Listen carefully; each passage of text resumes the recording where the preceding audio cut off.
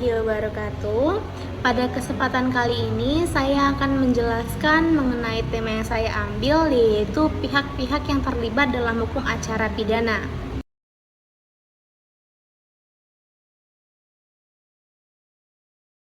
Yang dimana, perkenalkan, nama saya Trima Indah Fadila dengan NPM B1A021341, yang dimana saya merupakan mahasiswa Fakultas Hukum Universitas Bengkulu jurusan Hukum Pidana dengan mengambil kelas pembuktian, yang dimana dosen pembimbing hukum pembuktian kelas B yaitu Pak Asep Suherman, Bapak Stefri Iskandar, dan juga Ibu Susi Ramadhani. Adapun tema pihak-pihak yang terlibat dalam peradilan hukum acara pidana ini saya ambil dari sumber referensi, yaitu buku Pengantar Hukum Acara Pidana Indonesia yang ditulis oleh Dr. Arya Zorneti SHM, kemudian dari Dr. Fitri Wahyuni SHMH, dan juga ada Siti Rahma SHMH. Tujuan pembuatan video ini adalah untuk melengkapi penilaian pada mata kuliah hukum pembuktian kelas B dan juga untuk belajar mengenai pihak-pihak yang terkait dalam hukum acara pidana itu siapa saja. Baik, kita masuk kepada materinya. Baik, pada bab 2 ini saya akan menjelaskan mengenai pihak yang terkait dalam hukum acara pidana. Jadi pihak yang terlibat dalam hukum acara pidana ini sebenarnya ada 4. Yang pertama adalah tersangka atau terdakwa, terus yang kedua itu ada penyelidik dan juga penyidik, terus yang ketiga itu ada penuntut umum, terus yang keempat ada penasihat hukum atau advokat. Jadi dari 4 ini kita bahas yang pertama terlebih dahulu mengenai tersangka dan juga terdakwa.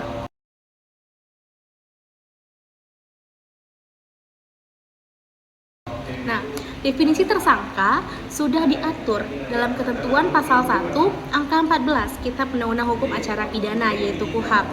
Tersangka adalah seseorang yang karena perbuatannya atau keadaannya berdasarkan bukti permulaan patut diduga sebagai pelaku tindak pidana. Tersangka adalah seseorang yang telah melakukan suatu tindak pidana dan masih dalam tahap pemeriksaan pendahuluan untuk dipertimbangkan lebih lanjut apakah tersangka ini mempunyai bukti yang cukup dasar untuk diperiksa ke persidangan. Nah, maka dari itu dapat disimpulkan bahwa tersangka adalah orang yang diduga sebagai pelaku tindak pidana dalam tahap penyidikan. Perlu digarisbawahi bahwa dalam tahap penyidikan. Nah, secara sederhana dapat dikatakan bahwa apabila masih dalam proses penyidikan dan juga penuntutan, disebut juga dengan tersangka, karena itu belum dilimpahkan ke pengadilan. Namun, apabila sudah dilimpahkan ke pengadilan, maka sebutan tersangka ini diubah menjadi terdakwa. Maka dari itu perbedaannya seperti tadi, yang pertama adalah tersangka itu masih di penuntutan dan juga di penyelidikan. Kemudian kalau terdakwa itu sebutannya apabila sudah dilimpahkan ke pengadilan. Nah, tersangka atau terdakwa ini sendiri sebenarnya telah memiliki hak-hak yang sudah diatur pada KUHP pada pasal 50 sampai dengan pada pasal 68. Yang dimana hak yang pertama adalah hak untuk segera diperiksa, diajukan ke pengadilan dan juga diadili. Diatur dalam pasal 50 ayat 1, 2, dan 3. Kedua adalah hak untuk mengetahui dengan jelas dan bahasa yang mudah dimengerti oleh apa yang disangkakan dan juga apa yang didakwakan. Itu diatur pada pasal 51 butir A dan butir B. Selanjutnya ada hak tersangka dan terdakwa yang ketiga adalah hak untuk memberikan keterangan secara bebas kepada penyidik dan juga kepada hakim, diatur pada pasal 52.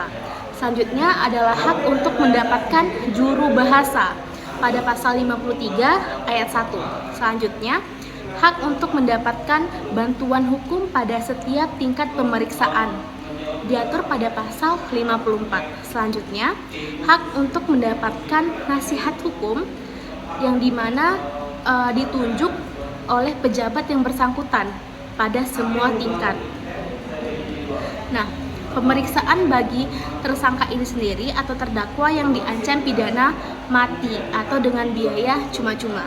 Selanjutnya, hak untuk tersangka atau terdakwa yang berkebangsaan asing agar dapat menghubungi perwakilan negaranya. Itu pada pasal 57 ayat 2. Selanjutnya, ada hak untuk menghubungi dokter bagi tersangka atau terdakwa yang ditahan. Itu diatur pada pasal 58. Selanjutnya, itu hak untuk diberitahu kepada keluarganya atau orang yang serumah atau yang tidak serumah dengan tersangka, yang dimana diharapkan untuk dapat memberikan bantuan hukum dengan jaminan bagi penangguhannya dan hak untuk berhubungan dengan keluarga dengan maksud yang sama. Nah, hal ini diatur pada pasal 59 dan juga pada pasal 60. Selanjutnya, terdapat hak untuk dikunjungi oleh sanak keluarganya yang tidak ada hubungan dengan perkara tersangka atau terdakwa itu untuk kepentingan pekerjaan atau untuk kepentingan kekeluargaan. Hal ini diatur pada pasal 61. Selanjutnya, ada hak-hak tersangka atau terdakwa untuk berhubungan surat menyurat dengan penasihat hukumnya pada pasal 61. Selanjutnya, diatur juga hak-hak tersangka dan juga terdakwa berupa berhubungan dengan menerima kunjungan kerohanian. Jadi tersangka sama terdakwa ini diperbolehkan melakukan kegiatan kerohanian. Diatur pada pasal 63. Selanjutnya, ada hak tersangka atau terdakwa untuk mengajukan saksi dan ahli ada charge pada pasal 65. Selanjutnya, tersangka dan terdakwa ini memiliki hak yang dimana untuk menuntut ganti kerugian yang diatur pada pasal 68. Dan yang terakhir adalah hak dari terdakwa yang dimana pihak yang diadili untuk dapat menuntut terhadap hakim yang mengadili perkaranya. Diatur pada pasal 27 ayat 1 Undang-Undang Pokok Kekuasaan Kehakiman. Nah, dari yang tersangka sama terdakwa di sini kita beralih kepada terlibat yang kedua, yaitu adalah penyelidik dan juga penyidik.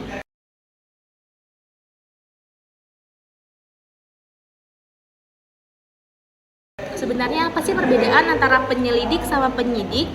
Nah, menurut pada pasal 1/1 KUHP, penyidik adalah pejabat polisi negara Republik Indonesia atau pegawai negeri sipil tertentu yang diberi kewenangan oleh undang-undang, kewenangan khusus oleh undang-undang untuk melakukan penyidikan. Sedangkan penyelidik diatur pada pasal 1/4 yang menyebutkan bahwa penyelidik adalah pejabat polisi negara Republik Indonesia yang dimana diberi kewenangan oleh undang-undang untuk dapat melakukan penyelidikan untuk mencari dan juga menemukan suatu peristiwa yang diduga adalah sebagai suatu tindak pidana guna menentukan dapat atau tidaknya peristiwa tersebut dilanjutkan ke penyidikan. Seperti itu. Nah, selanjutnya, sementara kalau misalnya disebut dengan penyidikan adalah serangkaian kegiatan penyidik yang digunakan dalam hal mencari barang-barang bukti yang digunakan untuk dapat menemukan titik terang dari tindak pidana tersebut untuk dapat menemukan siapa tersangkanya. Jadi itulah perbedaan dari penyidik dan juga penyelidik. Selain dari tersangka dan juga terdakwa dan juga selain dari penyelidik dan penyidik, pihak yang terlibat itu ada juga penuntut umum.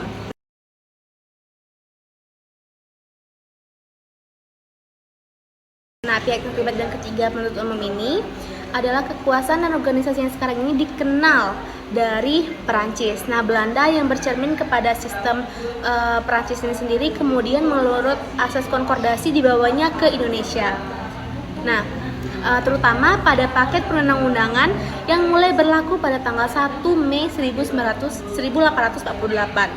Mengenai pengaturan penuntut umum dari penuntutan diatur secara terpisah dalam Kitab Undang-Undang Hukum Acara Pidana. Penuntut umum diatur dalam bab 2 bagian ketiga yang terdiri dari 3 pasal, yakni pasal 13 sampai dengan pasal 15. Penuntutan diatur dalam bab ke-15, mulai dari pasal 137 sampai dengan pasal 144. Dalam pasal 13 dapat dibaca ketentuan yang berbunyi, penuntut umum adalah jaksa yang diberi kewenangan oleh undang-undang untuk melakukan penuntutan dan melaksanakan putusan hakim.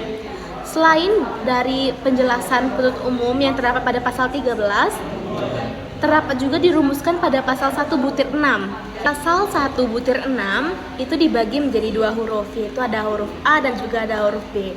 Pada huruf A, jaksa adalah pejabat yang diberi kewenangan undang-undang untuk melakukan bertindak sebagai penuntut umum serta melaksanakan putusan pengadilan yang telah memperoleh kekuatan hukum tetap.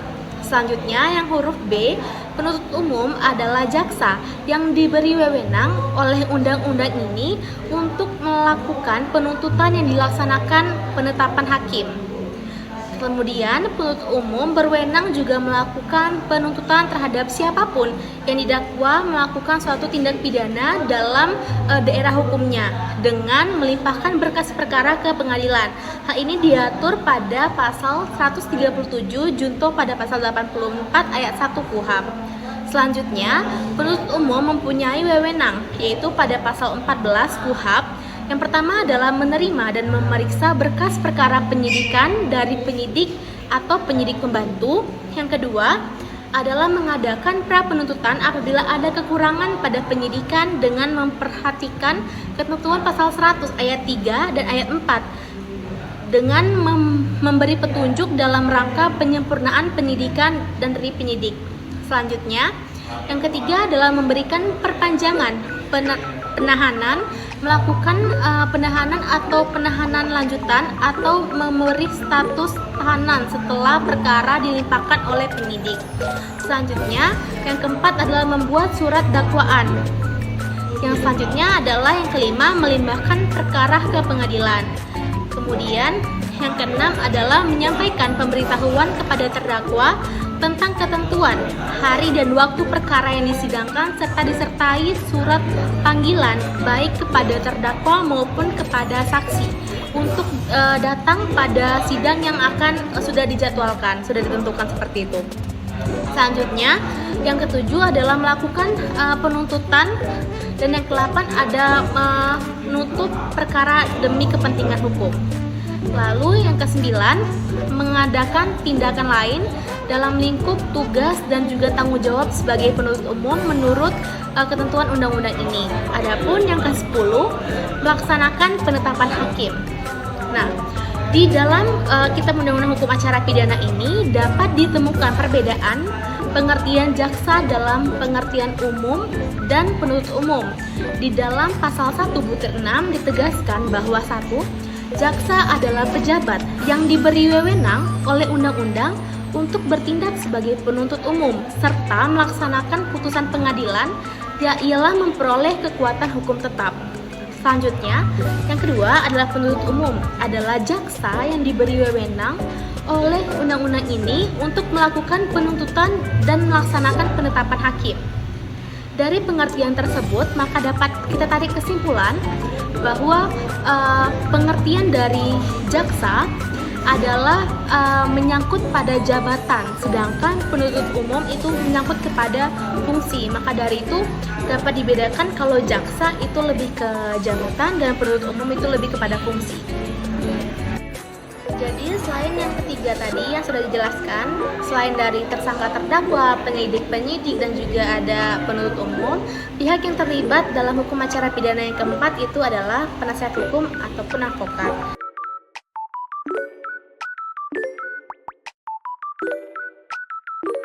Yang dimana istilah dari pengertian penasihat hukum atau profesi hukum ini sendiri adalah istilah yang resmi di Indonesia, yang dimana menggabungkan pengertian advokat sebagai profesi hukum. Maksudnya, legal profession atau profesi hukum itu adalah lawyer atau advokat dan bukan penasihat hukum atau konsultan hukum. Nah, jadi perlu kita ingat pekerjaan yang dilakukan oleh advokat itu sudah mencangkup dengan penasihat hukum atau konsultan hukum. Nah, hal ini diatur dalam Undang-Undang Nomor 18 Tahun 2003 tentang advokat pada pasal 1, pasal 2 dan juga pada pasal 4. Yang dimana advokat adalah orang yang berprofesi sebagai jasa hukum baik di dalam maupun di luar pengadilan yang memenuhi persyaratan berdasarkan undang-undang. Nah, jasa hukum ini sendiri adalah jasa yang diberikan advokat berupa memberikan kayak konsultasi, terus juga seperti menjalankan kuasa dari terdakwanya, kemudian juga ada mewakili, mendampingi, dan juga ada membela dan juga melakukan tindakan hukum untuk dapat membantu hukum klien seperti itu. Selanjutnya, adapun tadi kita menyebutkan klien, apa sih yang disebut dengan klien? Nah, klien itu adalah orang atau badan hukum atau juga dikenal dengan lembaga yang menerima jasa hukum dari si advokat ini tadi. Nah, selanjutnya, menurut Martiman, yaitu penasihat hukum adalah mengandung sangat banyak sekali arti yang merupakan berarti memiliki arti yang luas. Tidak hanya meliputi profesi saja, tapi advokat juga meliputi pengertian profesi konsultasi hukum, yaitu legal konsultan. Baik dari pekerjaan itu dilakukan di luar sidang maupun di dalam persidangan. Selanjutnya, menurut Martiman, Prajo Hamijojo, pengertian dari hukum di dalam Undang-Undang Nomor 4 Tahun 2004 adalah sebagai berikut ini. Karena penasihat hukum itu memiliki arti yang sangat luas ya. Yang dimana penasihat hukum mengandung arti yang sangat luas, tidak hanya meliputi profesi advokat saja, serta pengacara praktik saja, namun juga meliputi pengertian profesi konsultasi hukum, yang dimana baik pekerjaan itu dilakukan di luar sidang maupun di luar pekerjaan dilakukan di muka persidangan dalam lingkungan peradilan hukum, peradilan agama, kemudian juga peradilan militer dan juga peradilan administrasi, serta lembaga-lembaga yang mempunyai peradilan khusus atau kuasi peradilan seperti panitia penyelesaian perselisihan perburuan. Nah, majelis pertimbangan pajak dan lain-lain sebagainya. Dalam peraturan perundang-undangan terdapat bermacam-macam istilah yang dipakai untuk penasihat hukum, antara lain seperti advokat, pembela, pengacara, kemudian ada juga penasihat hukum. Hal ini terjadi karena adanya suatu kesepakatan dari komunikasi para ahli, yang dimana terdapat banyak sekali istilah namun sebenarnya artinya sama saja. Penjelasan hukum bagi penasihat hukum dalam memberikan bantuan hukum, dalam memberikan bantuan hukum ini memuat pada bab ke-7 pada pasal 69 sampai dengan 74, yang dimana pada pasal 70 dan juga 71 KUHP bahwa penasihat hukum ini berhak menghubungi dan juga berbicara kepada tersangka pada setiap tingkat pemeriksaan, penuntutan dan juga tahanan rutan tanpa didengar dengan pembicaraan penasihat hukum dengan tersangka pada tingkat pemeriksaan sidang, sebelum, pada persidangan ataupun setelah persidangan. Nah, tersangka itu tuh berhak menghubungi penasihat hukumnya untuk melakukan konsultasi hukum kepada penasihat hukumnya. Jadi tersangka sama penasihat hukum itu boleh melakukan konsultasi. Peraturan perundang-undangan yang lain tentang penyebutan istilah penasihat hukum ini bahkan juga terjadi dalam pelaksanaannya. Penasihat hukum merupakan terminologi di Indonesia yang dimana penasihat hukum ini diatur dalam KUHP, yaitu yang pertama, penasihat hukum itu tuh berhak menghubungi tersangka sejak saat tersangka itu ditangkap atau ditahan pada semua tingkat pemeriksaan, memuat tata cara yang ditentukan oleh undang-undang, diatur pada pasal 60, akan tetapi dibatasi oleh pasal 20 PP nomor 27 tahun 1983 yang menentukan bahwa izin kunjungan bagi penasihat dan keluarga lain diberikan pejabat yang berwenang secara yuridis atau tahanan itu sesuai dengan tingkat pemeriksaan, dan juga dibatasi oleh kunjungan tersebut hanya dapat dilakukan pada setiap jam kerja. Selanjutnya, penasihat hukum berhak mengunjungi dan juga berbicara dengan tersangka pada setiap tingkat pemeriksaan dan setiap waktu untuk kepentingan pembelaan perkaranya. Hal ini diatur pada pasal 70 dan ayat 1. Pada pasal 70 ayat 1 ini juga dibatasi hanya selama jam kerja saja atau pada jam dan hari tertentu selama waktu tertentu pula. Selanjutnya, yang ketiga, penasihat hukum berhak menerima turunan berita acara pemeriksaan pasal 72. Yang keempat, penasihat hukum berhak mengirim dan menerima surat tersangka setiap kali dikehendaki oleh dirinya pada pasal 73. Selanjutnya, yang kelima, penasihat hukum dapat mengikuti jalannya pemeriksaan dengan jalan melihat tapi tidak dapat mendengar pemeriksaan tersangka pasal 115 ayat 1.